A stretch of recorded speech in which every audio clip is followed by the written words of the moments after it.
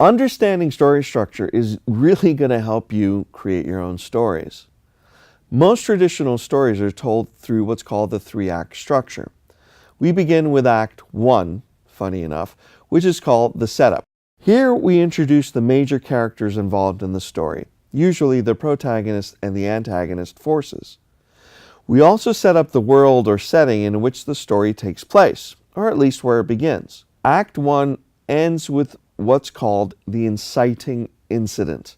This is the event in the beginning of a story that sets off the primary conflict between the protagonist and the antagonist, and it also defines and gets the hero's quest up and running. We see this in Sleeping Beauty.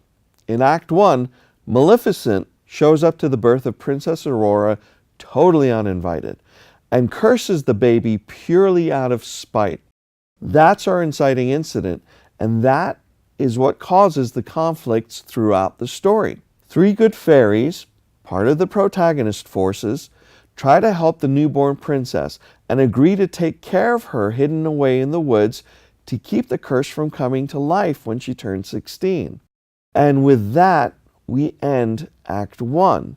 We as the audience, we've learned where we are and who we root for as the primary characters, and who we want to see defeated as the evil villain. The major conflict and what they have to face also is what we learn in Act 1. Moving on to Act 2, often called the Confrontation, this act is where all the action of the conflict plays out. And we see a rise in tensions. We see a rise in action as the obstacles facing the hero become more and more dire, until we get to the end of Act 2, where there is the final conflict, in which these two opposing forces finally begin to resolve that conflict. This, Act 2, is usually the longest part of the story, and it's where the idea of rising action is most seen.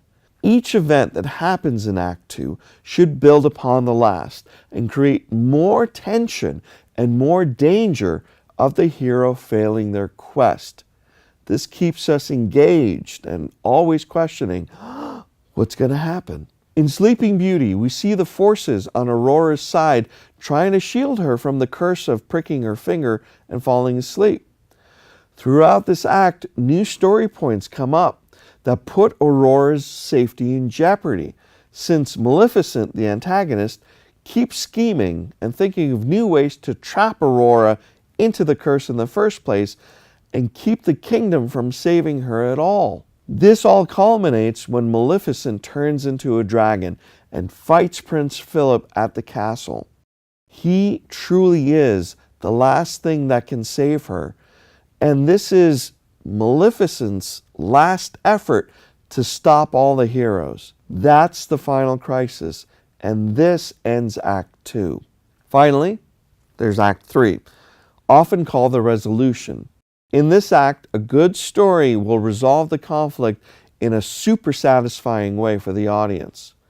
Usually, this is when we see the hero vanquish the villain in this ultimate fight and finally claim what is rightfully theirs. Justice. With Sleeping Beauty, Act 3 begins with this final battle between Philip and Maleficent as the dragon. He slays the dragon and vanquishes the evil fairy and is able to find Princess Aurora. He kisses her and relieves her of the curse through their true love, which we see blossom in Act 2.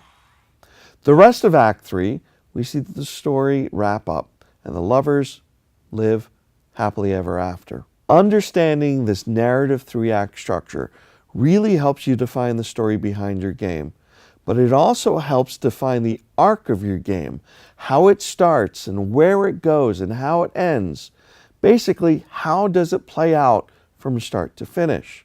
So how do we define the structure in terms of a game? Let's start with Angry Birds.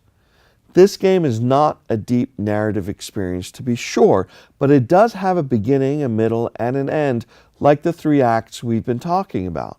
In Act 1, we see the pigs steal the birds' eggs, and the birds band together to get them back, getting angry. They resolve to knock over the pigs to defeat them to get their eggs back. Act 2 starts and becomes all the levels of gameplay that you, the player, enjoy. Each chapter of the game gives you harder and harder levels to play to beat the pigs. But the pigs always manage to get away at the very last minute, taking the game to the next level of gameplay. Rising that action. Act 3 happens at the final level of the game, which resolves in the pigs ultimately being defeated and unable to regroup to steal away with the eggs again. There are no more levels to play, and Act 3 concludes in seeing that the birds have gotten all their eggs back. They're standing over the defeated king pig. This is a pretty simple game story, but is nonetheless a solid story we could see in 3 acts. For a deeper look into this narrative structure, we're going to take a look at a really richly narrative game called StarCraft II: Wings of Liberty in next week's class.